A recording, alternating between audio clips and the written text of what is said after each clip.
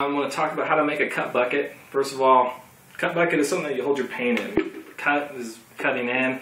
It's when you're, some people call it edging, is when you're actually using your brush. That's cutting. But the bucket is what you use to hold your paint. This guy is probably like 3 or 4 years old.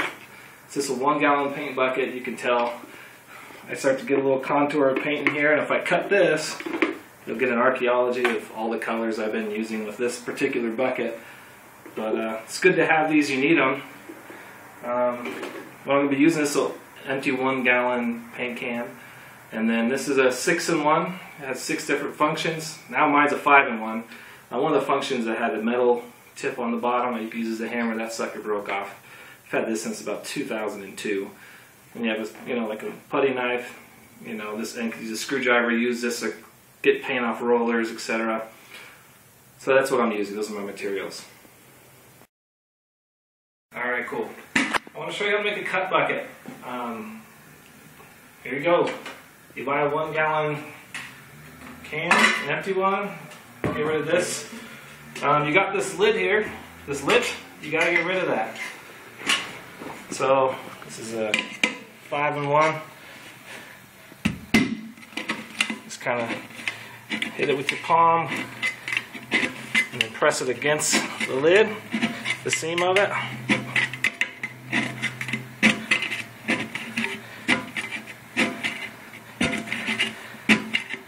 Push that sucker all the way around.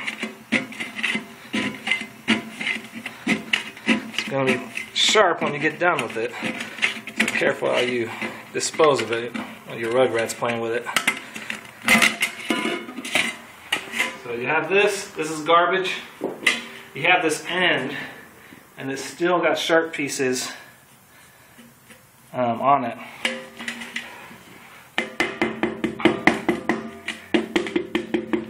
Let's move on to the kitchen. This carpet's not holding up.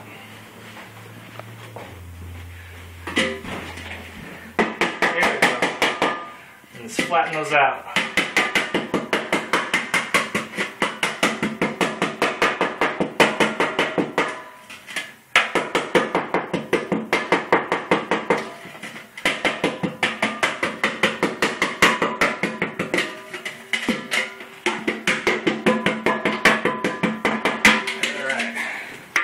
That's empty.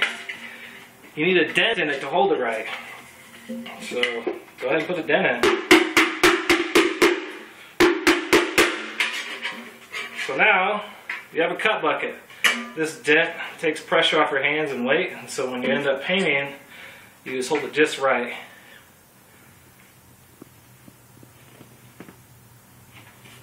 Hold it just like that.